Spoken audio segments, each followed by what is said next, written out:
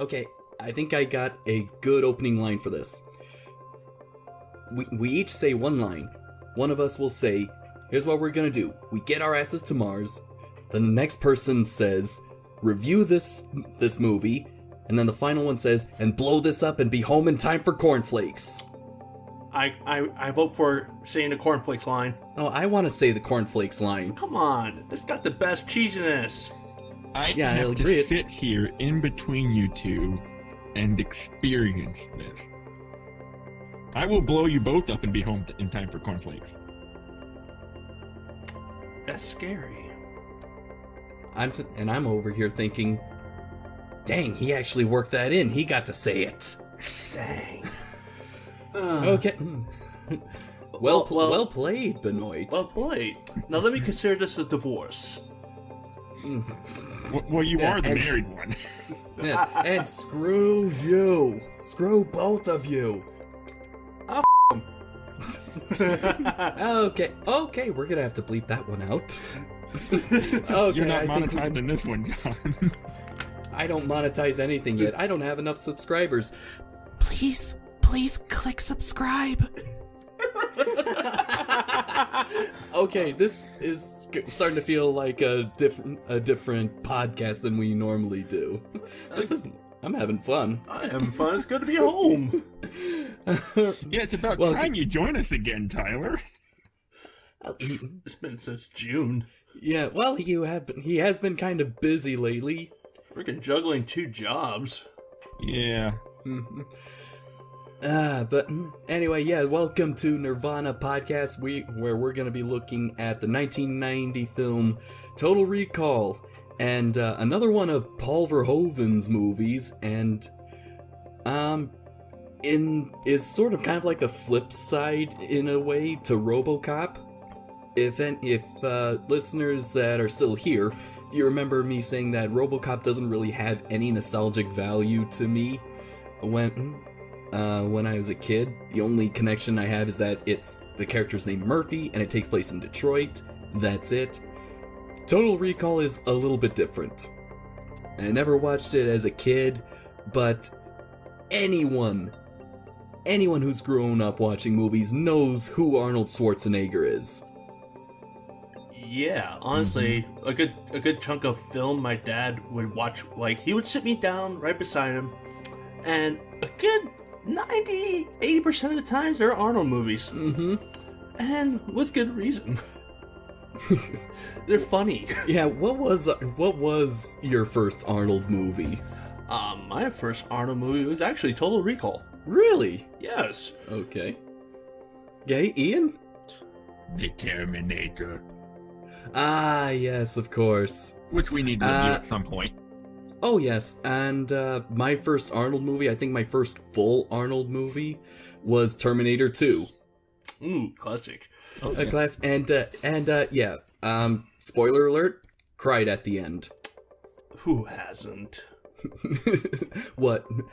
What? Men weren't supposed to cry? Well, they did when they made Terminator 2. He gave him a thumbs up. Yes. But Alright, so Total Recall is...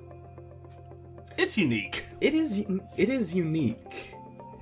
I mean, it's based on a short story by Philip K. Dick called We Can Remember It For You Wholesale. Mm-hmm. And it's sort of... And if you just look on it on Wikipedia, this movie seems to almost follow it to a certain degree. Yeah. Like, for the two, you got the reboot, and then you got this one. The reboot kind of goes more in depth of that book, while this one, it tries to have fun. It does have fun. So hold on, before we kind of get into details, and before I actually start the timer on this, what did you all think of it?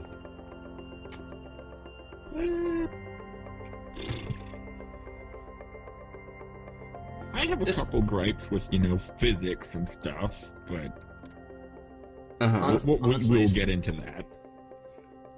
It's not my usual cup of tea, but I found it enjoyable. Okay. I find it timeless in a weird sense because, taking off nostalgia goggles when doing something like this, and you have to look for legit criticism, it kind of has a special charm to it, because it's not actually, if I were to be honest, it's not overly unique, because the sets feel like a freaking collaboration of 3 different sci-fi movies into one. Mm-hmm. Like, we had, you got Blade Runner, you got, what was that? Back to the Future Part 2. Back to the Future Part 2. And there was a third one, I can't remember. You'll probably think of it later. But yeah, and it's like a 3 meshed together to create this weird future that is neither unique, but at the same time kind of is. And that's the best way I can describe it. I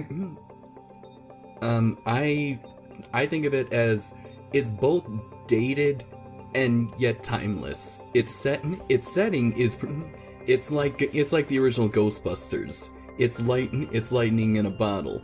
It walks the line between both, and the effects, both practical and special, are have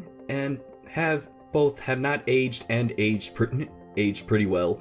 But the writing, the themes, the concepts, that is what gives it that timeless feel to it. Like the whole idea that of memories kind of being fake, the line between reality and fantasy. Got you beat, Matrix. Yeah. Honestly, Ian, where do you stand on this? Do you think it was real? Was Dennis Quaid actually a secret agent? Okay, Was it all in his mind? I think that means now to start the timer. 1 hour, or at least we have a 1 hour time limit. Was it real? Okay. Keeping in the fact that this is a science fiction film, I don't know. Because physics says no.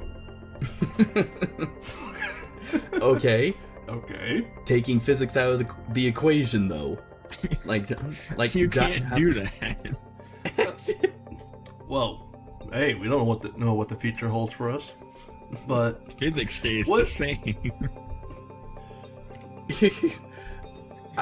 Was Dennis Quaid actually a secret agent, John? Was it Dennis Quaid? I forget his name. I just know they just say Quaid a lot. Douglas Quaid. Douglas Quaid, that's it. It's funny, I was also thinking like Randy Quaid while we were watching it. Independence Day much? Yeah, well, hey, aliens, sci-fi. Okay. There's a lot of evidence to support that it was all fantasy, that it was all make-believe, that Quaid is still in the chair at recall, just drooling, drowning in his own saliva because he's freaking lobotomized now. Yeah. On the other hand, there's also evidence supporting that it was all actually real. Mm-hmm. I think that is due to the fact that it's Arnold Schwarzenegger. We can kind of see him in this role of being a secret agent, being a savior of the planet. Okay, come on. Arnold was a Terminator. He was a commando in frickin' Predator. Mm-hmm. He was a secret agent in True Lies. Mm-hmm. What role has he played in any secret agent roles? Mm-hmm. And the other is that the first shot of the movie, the first scene of the movie is with Arnold, with some lady that we don't know, on Mars.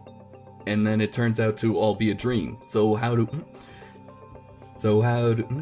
we know that that wasn't just really a dream cooked up inside of his head, but an actual memory playing as a dream? And that's the biggest thing I like about this movie, because I love movies like this where there's no clear-cut answers. Honestly, I wish movies today didn't just spoon-feed us. I want movies to challenge me and, ask me, what do you think? Because there's very few of them anymore. Mm-hmm. And it's movies like this that make it so much fun to have a discussion with another moviegoer, to have a chat with them. Uh-huh. Ian? Again, it could go either way. Physics says no, but since when has ever film followed physics perfectly? I know. We all know that no one would actually revert back to normal after experiencing explosive decompression and then finally being in an environment of oxygen. We know that. Even my sister knew that, and she's not even a scientist. I would like to see that eyeballs burst. Mm-hmm. that is disturbing right there. And that's the other thing that I'm kind of impressed, is that some of the practical effects, like the puppetry, are just amazing. Of course, some of them are obvious. I love stuff like that, like Puppet Arnold. Oh yeah. The rubber skin. Honestly, no, John, it was real. It was real foam rubber. Honestly, the special effects I still love because they just stand out. Mm-hmm. It kind of takes you down to the good old days. All right, you don't have to talk softly anymore, man. I'm sorry. I'm pretty close to the mic, and I'm the one that's actually louder. I prefer speaking softly to enunciate. Fair enough.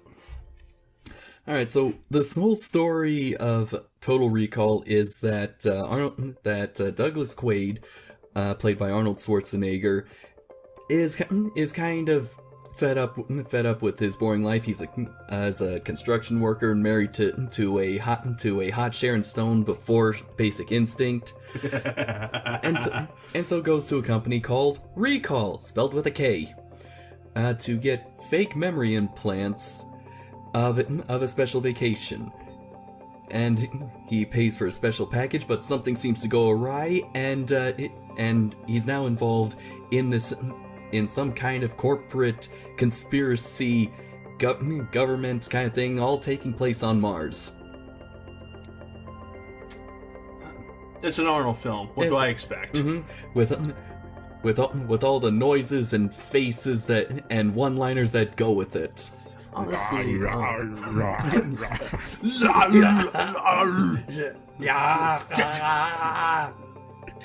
Get your ass to Mars. Get to the chopper! Oh wait, wrong movie. But, you know, I'll be back. You know, it's kind of... I have an interesting talk with, like, people like you, John, and you, Ian, when we get to the discussions about which version is better, and I ask him, like, you know, when people go to this one, are you really there for a character named Douglas Quaid? Are you there for Arnold and his noises that he made? Because let's be honest. Yeah, I'll admit it. Yeah, I do kind of prefer this over the remake because of Arnold. I will admit that. Because, like, we're not there to see Douglas. We're there to see Arnold making these goofy faces, looking like he gotta take a dump. Mm-hmm.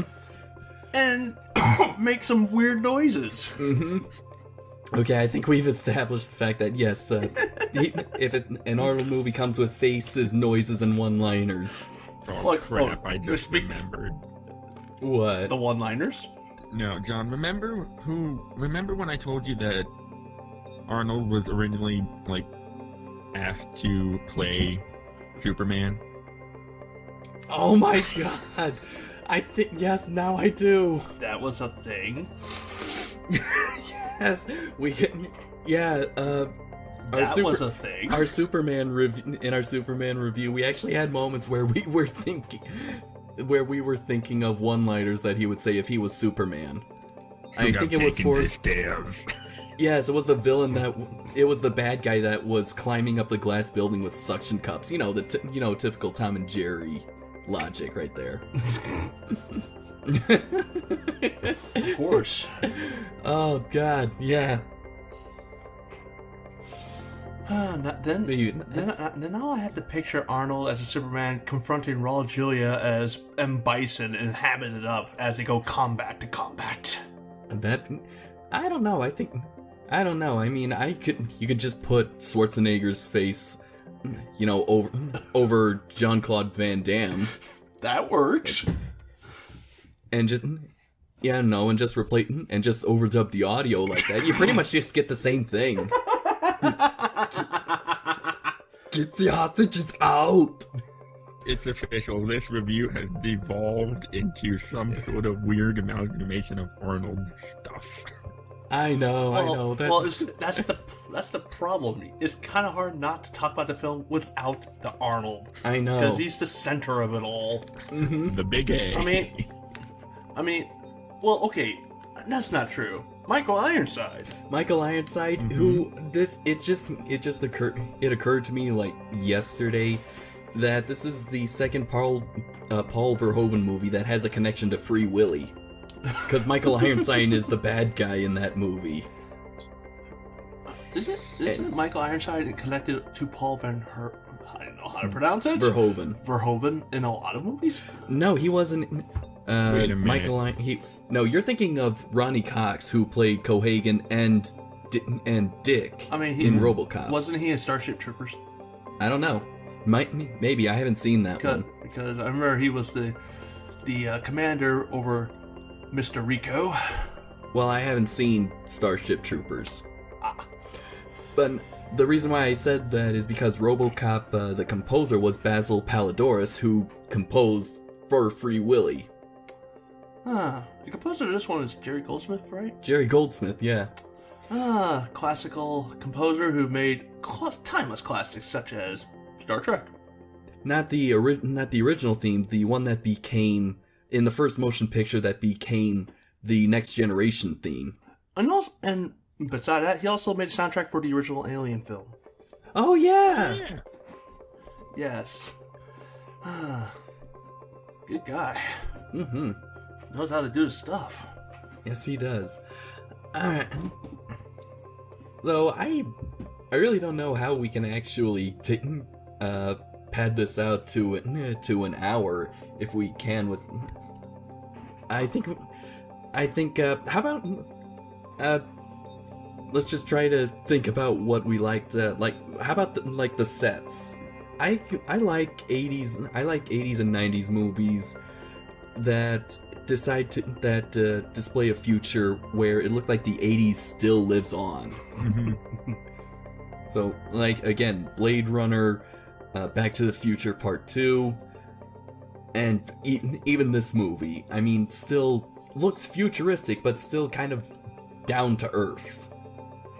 Whereas current movies set in the future, it's all sleek and aerodynamic, and everything is a hover car and automated. I don't know. Like, not knocking against the sets. Like, I honestly prefer a more dystopian feel. So, like Maze Runner, Yeah. like Hunger Games, that kind of stuff. Not quite Hunger Games, but something more drab, dreary. Like, imagine Gotham as if it was in Total Recall. I would like to see that more with the colony on Mars. See it kind of like dark, dingy, it's not really safe. Well, we kind of get that in the remake, Yeah. which we will review at some point. I'll put it on the list with every other freaking movie we have on that list. I know. But, I do enjoy the philosophical side as well as the characters acting. The one thing I did kind of, this is just a nitpick, it does feel like it drags out at times. Really? Certain scenes. Like, Open your mind, Quay. oh, okay. Yeah, Open your mind. Melted Chucky. Yes. Melted Chucky.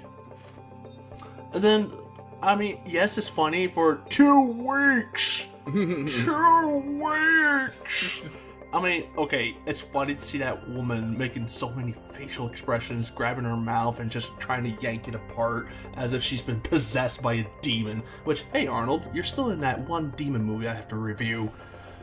The End of Days. Oh, that one. And that, it's funny to see her, acting like that, but, it kind of dragged out a bit.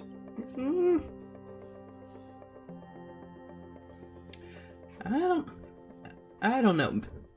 Me personally, I don't think it dragged out a bit. I don't know. It's just, I don't know how to put my finger on it. It's like, I can't understand your mind. yeah. Let's see. I don't know. I guess maybe some. No, nothing actually did feel like it was dragged out to me. Like, there's not many. There's just a couple moments it feels dragged out. Like, get on with it. And,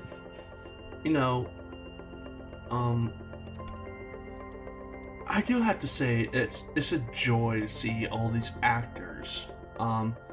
Like, actors that I don't know that just stand out. It's like, how do I explain it? It's like, these are like one hit wonder actors. Not Michael Ironside, but that guy who had the unfortunate, got unfortunately stabbed in the stomach by the midget. Yes, and then was Melina? Is that her name? Yeah, Melina. Was she in other movies? Like, I don't know. Rachel Ticotin. Let me check. because like She has appeared in Fort Apache, The Bronx, Total Recall, Falling Down, and Con Air. She's appeared in Con Air. Con Air, huh? Oh. She has appeared in the NBC legal drama Law and Order Los Angeles. And she guest starred in the Warriors episode of Blue Bloods in 2013. Huh. So yeah, there's a lot of one-hit actors here, and not like as in they're bad. It's just they don't really appear in films often. They're here, and then they're gone. Like a wind. almost like a ghost, and they leave such an impression, like Newt from Aliens. Exactly. She's actually a teacher now. Oh, Really? Mm-hmm. So all her students can say, "Hey, Mom, my teacher was in this movie. Can I watch it?" Oh, man. what kind of teacher? Is she a science teacher? That'd be funny. Can't recall. I think it's like grade school, if I recall correctly. That would be funny, but no, it's like that's actually what makes the 80s call the 80s. There's a lot of actors that just appear for one significant role that they're defined as, and they just vanish, like as if they, well, never existed. Let's see. So, I mean, at first I thought that guy who looked like Danny DeVito, but apparently he's not Danny DeVito. he's not Danny DeVito. He's discount Danny DeVito. Probably because they couldn't really afford him at the moment. I mean, he talks like him, he even acts like him. I was like, dang, he even sounds like him. Yeah, Yeah, it even sounds like him too. Oh man. Let's see. What? So what else? What else is there? Yeah. How about? Okay, I like the design of the recall chair, like both of them, but actually more specifically the first one. I mean, I'm looking at that and I'm thinking like, what all was put into that to make it look like that? Because it doesn't look like it was just all. It doesn't look like it was just all carved out of plastic, and then you just slap a bunch of lights on it. Oh, okay. Yes. Schwarzenegger, down in the production. Schwarzenegger first personally recruited Paul Verhoeven to direct the film, having been impressed by the Dutch director's RoboCop, for which Schwarzenegger was considered for the title role. Ah. Anyway, I just saw that going down to your soundtrack. I'm trying to find, like, the making of Legacy video game. Oh yeah, there was. There was a video game for the NES. I do remember reading that Schwarzenegger actually had to have all his food catered to him, not because he's not a prima donna. It's because where it was filmed, I think it was filmed in Mexico, and last time he was in Mexico, filming in Mexico was when he was involved with Predator, and all the food there caused everyone to get food poisoning, so they were kind of dehydrated from all of that. So for this movie, he had to have all his foods specifically, brought from somewhere else, because he learned from the last time. I wouldn't blame him. Let's see. The original screenplay was written by Dan O'Bannon and Ronald Schwarzenegger, the writers of Alien, who wrote the initial script for their collaboration on Alien. It's like this film has a lot of alien ties. I had a feeling those names were familiar. I was like, wait, those aren't the guys that wrote the first Alien. Mm-hmm. And the screenplay was written by those two, plus Gary Goldman, who was actually a frequent collaborator with Don Bluth, the animator behind An American Tail, The Secret of Nim, and The Land Before Time. And All the Dogs Go to Heaven. Let's not forget that. Let's not forget that. Well, Anastasia. Well, forget that, or was he part of that? Was he a part of that? Probably. I don't know.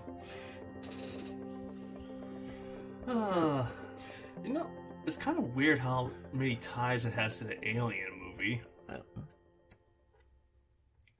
I mean, considering that even the imprint on the on the the central console that's supposed to activate the reactor kind of almost looks like the hand of a xenomorph.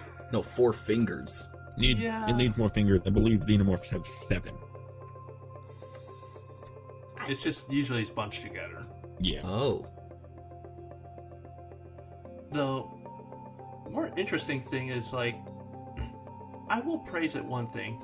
This movie's practical effects are on par with The Thing. The Thing. Oh god, yeah.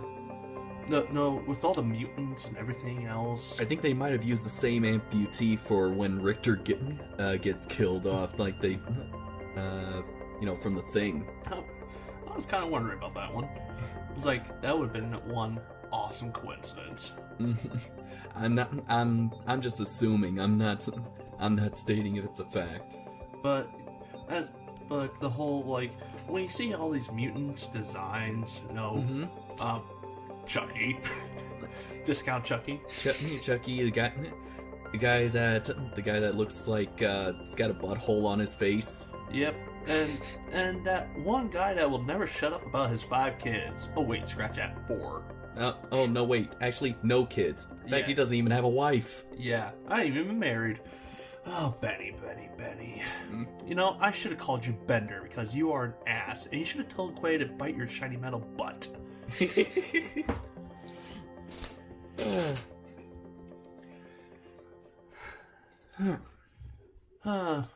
But yeah,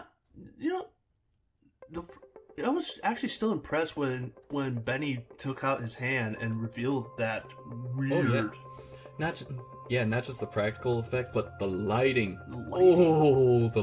All the moving lighting and the shafts. Oh, Spielberg would be proud. Oh yes. Now, Ian, what was your favorite part? I like going around the Mars colony, just seeing life, because as a writer, background details are important. You need to fill out the background so that it feels real. Mm-hmm. And that's part of what me and Rebecca in our initial 2 seasons of reviewing the DreamWorks Dragon series constantly looked out for, because she's a creative writing major. And she was constantly on the lookout for any details of the culture. So Okay. that was something I enjoyed. Oh yeah. Aside from Arnold, because everyone enjoys Arnold. My favorite part is the first initial fight in the entrance of the reactor when they use the holowatch. Oh, that was cool. It's cool, Yes. And it's funny because it's again Arnold being Arnold. He laughs, and my favorite part is when he just turns to the side, starts laughing, goes, "You think this is the real Quaid?" Turns, it is, and shoots. Oh my god! I feel like he had too much fun in that scene. Oh He yes. had to have so much fun with that. In fact, honestly, my favorite part. Ooh. Honestly, the part when they're trying to convince them to take the pill. Yeah, that is. I'll have to agree with you on that. Not simply because it made me laugh, but because it's. I mean, it fills you with doubt, and it also kind of foreshadows. It foreshadows what's the third act, the whole thing. Yeah. And honestly, it makes you question everything. Mm-hmm. And not to mention, it had that one awesome one-liner with Sharon Stone kicking the bucket. Arnold is finesseful with his words, I'll say. He's an artist in that department. He's an artist in Oh, the... come on.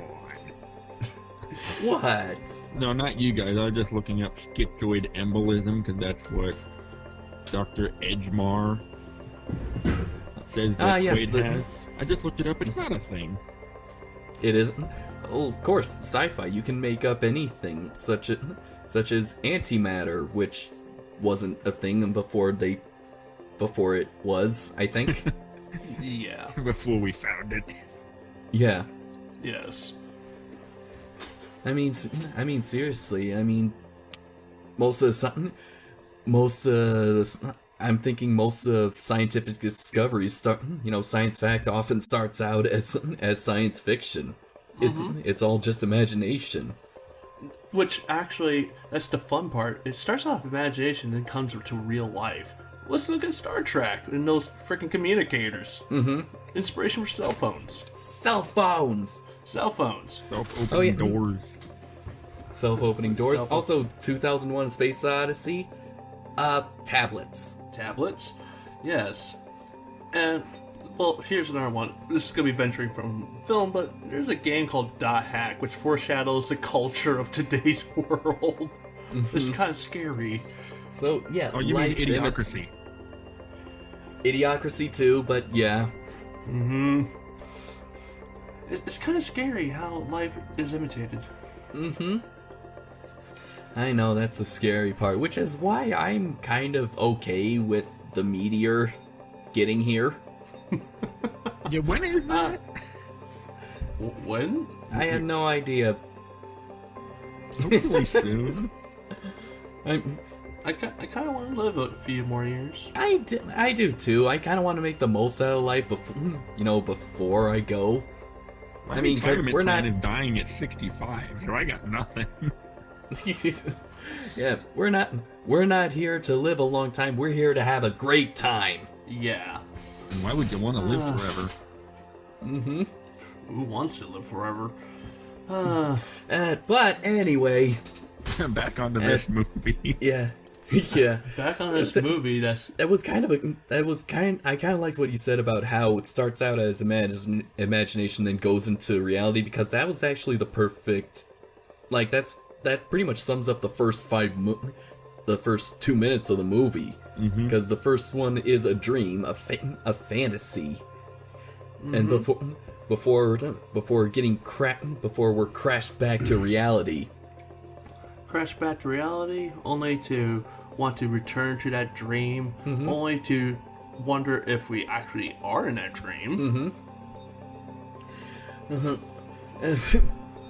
With the ending line as, what's wrong? What if this is a dream? What if I wake up? It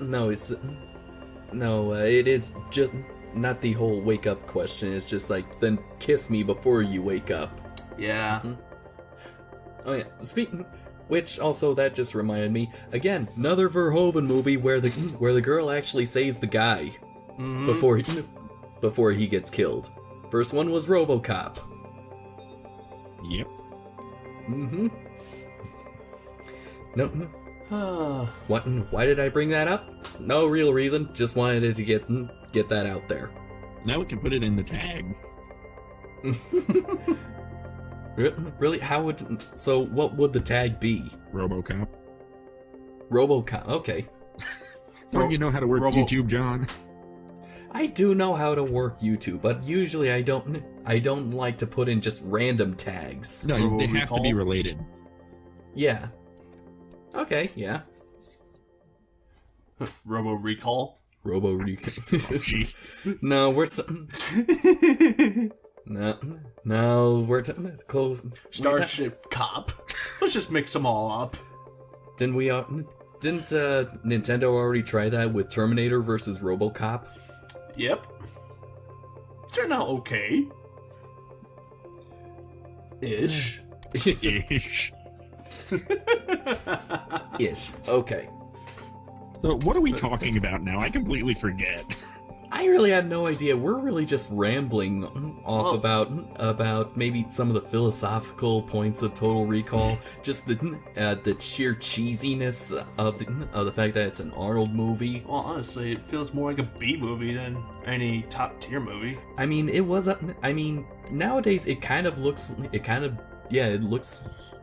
looks cheesy enough, but back in 1990, which feel old, Tyler? The movie's as old as us. I know. Speak for yourself. But that's what I mean.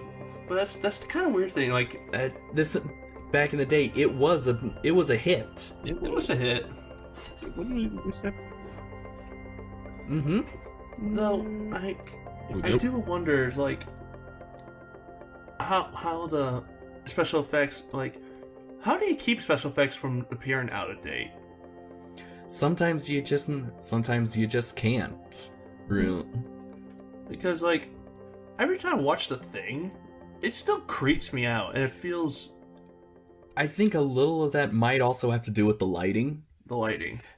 Because when that head turns into a spider, which still creeps me out to this day. Ugh.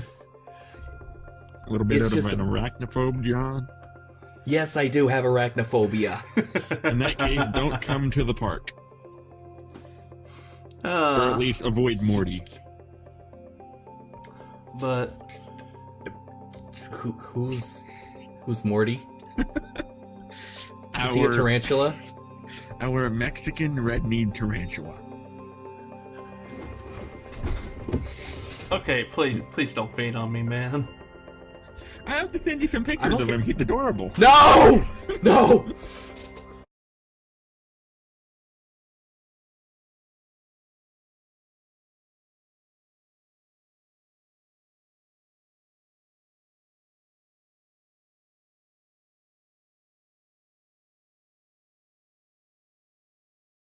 Okay, I'm okay with the little spiders. I'm not okay with the ones whose body are the size of my pinky. Remember, John, bigger means less poisonous. I thought that was only for scorpions. No, the small ones No. are... Small ones are more... Well, yeah, kind of. But remember, Black Widows. Oh right, of course. Scorpions and spiders are kind of in the same what, family, genus? No, not Species. genus. I believe it is family. Okay. Arachnidae. Let's go back on course.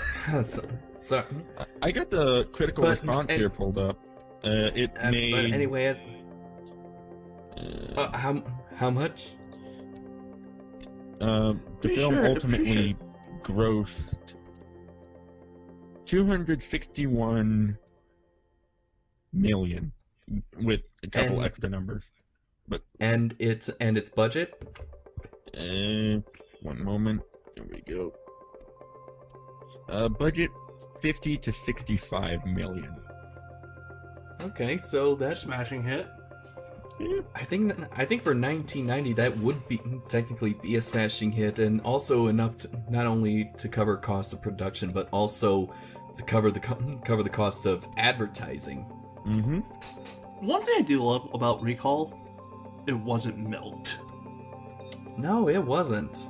You know, it could, like, weirdly enough, any franchise with Arnold is barely milked. You know, Predator had, like, Predator 1 and 2, but it kind of stopped at 2. It stopped after 2 and then kind of got revived in the mid 2000s, or was it or in the start of 2010 with Predators. Yep, 2010s. 2010s. But, you know, The only one that got milked to death was Terminator. Terminator. Unfortunately. Yeah, But- I gotta watch the latest two yet. I'm not interested. I'm not interested in seeing Dark Fate. I'm not gonna watch it. But regardless, you could have easily done Total Recall 2, 3, 4, 5, and I'll be like, it could have gotten worse and worse and worse. And I'm thankful they didn't. You know, I mean, in the original story, the story ends, and this comes from the Wikipedia page that Quaid willingly gets a new memory implant about other creatures that he memories about creatures that he pretended were real when he was a kid, and then it turns out yes, they were real, kind of like that whole Twilight Zone thing. oh yeah. You know, where there's like a society of mini people and they shrink the one character down, that kind of thing. But That show creeps me out. Gene Roddenberry. Not Gene Roddenberry. Sterling Holloway. Yeah, Sterling Holloway. And No, not Sterling Holloway. Jerry Goldsmith's a part of Twilight Zone. Really? Oh yeah. He's everywhere. He is every. Yes, he is. But Yeah, like, can you imagine? What would Total Recall 2 be about? Where do you go? Maybe there it would was a television series comic book sequel. Oh, really? Really? Mhm, I'll read this off to you. Due to the film's success, a sequel was written with the script titled Total Recall 2, with Schwarzenegger's character Gil Douglas Quaid now working as a reformed law officer. The sequel was based on another Philip K. Dick's short story, quote, The Minority Report, Oh! which hypothesizes about a future where crime can be solved before it is committed. In the movie, the clairvoyants would be Martian mutants. In 1994, producer Mario Kassar spoke with director Ronnie Yu about possibly helming the sequel. In 1998, My Birth Year, actor-director Jonathan Frakes also attached to the follow-up. The sequel was ultimately not filmed, but the script survived and it was changed drastically and contained greater elements from the original short story. The story was eventually adapted into the Steven Spielberg sci-fi thriller Minority With Tom Report, Cruise. which opened in 2002 to commercial success. Okay, guys, can you imagine Arnold in that movie as the Minority Report? Probably, yeah. He's more of a convincing runner than Tom Cruise. Well, Runs like that's not he that has hard to flat beat. feet. That's not that hard to beat, let's be honest. Yeah. Oh, Now man. Man, you know, I kind of avoid Tom Cruise because he's kind of a wackadoo, and been fairly successful until The Mummy came out, and I can safely say that was the best decision of my life. To watch that movie? No, to avoid Tom Cruise. But anything with Steven Spielberg, yeah, I'll watch it. Even if the Minority Report does have Tom Cruise, I'll watch it. And my God, I think I completely forgot that. Yeah, the Minority Report was going to be a sequel to Total Recall. I actually would like to see what that would have been like. Kind of like with Street Fighter, what we just did earlier in the show. Just replace Tom Cruise with Arnold Schwarzenegger and overdub him, and then there you go. Touché. Let's. Honestly, I don't know what else to talk about. No, I don't know what else. It's a fairly straightforward movie. It is a fairly straightforward movie. Honestly, it's like, unless you want to get philosophical and make people's brain explode, like Scanners. I think with Michael Ironside in it. With Michael Ironside in it. Let's. All these connections All are right. fun. Okay. How about one little nitpick? In the first fight in the reactor, where Quaid does the fake out of it, that he's really just a hologram. Okay, was that a solid hologram, or was it not? Because the bullet should have at least gone through him and then hit all the other soldiers. I mean, it worked when Melina did it. So why this one? Is it a shadow clone jutsu, or is it just a clone jutsu? I need to know! We call it Deus Ex Machina. Yeah.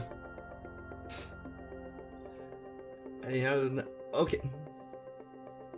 Alright, so Ian, that's the thing with the heat, the rods activating the oxygen on the planet of Mars. Was that like nuclear fusion or fission, whatever that thing is? Is that how that's a nuclear reactor is supposed to work? I think that took very, very big liberties. Oh, that's not my field, but yeah, that's just not how it works. Okay. And I think that Actually, if you want to get technical, isn't that pretty much terraforming on the spot? Yeah. I don't think that's how it works. Core of Mars. Well, I think that's probably. Well, then that's another item in a another long list of items that pretty much point to this being a dream. Yeah, they even get the structure of Mars wrong. What did they say was in it? Tritium. I don't think that's a thing, but the core of Mars is surrounded by a silicate mantle that formed many of the tectonic and volcanic features on the planet, but now appears to be dormant. Besides silicon and oxygen, the most abundant elements in the Martian crust are iron, magnesium, aluminum, calcium, and potassium. So in other words, they just messed up everything. Or in other words, the recall people just messed up everything because it's all a dream. Or is it? Dun dun dun. It is a dream. I'm going on record saying yes, it's a dream. The whole thing was a dream. That would kind of bad science. I don't know about that. Have you seen any sci-fi movies? Tell me any of them that have good science.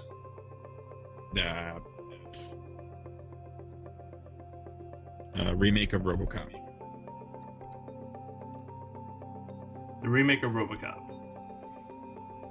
That had good science in it. Yeah, the entire part about swapping out the blood. Well, we can't do that now, but you do have to keep your metal levels in check. Okay. If you're an amputee. All right. Okay. But regardless. Yeah, this movie takes viewers. The biggest thing I have about this movie is not so much, not even physics. It's just, actually, yes, it is physics. That is not a happy ending. They would all freeze. They would freeze to death. You would be massively irradiated by solar waves, and you would get severe cancers and die because Mars doesn't have that big of an atmosphere. It doesn't have an ozone layer. Tyler's on his phone. It's okay. It's okay. But no, it's not okay because everyone would die. No, that's not what I wasn't saying it was okay about that. I was saying it's okay that Tyler's on his phone. We got it sorted out. And also, as for your part, it's a movie. I don't care. Art. It's art. Where's your sense of art? Right now, my sense of art is dead. I'm tired. It's 10:30. Where's your sense of imagination?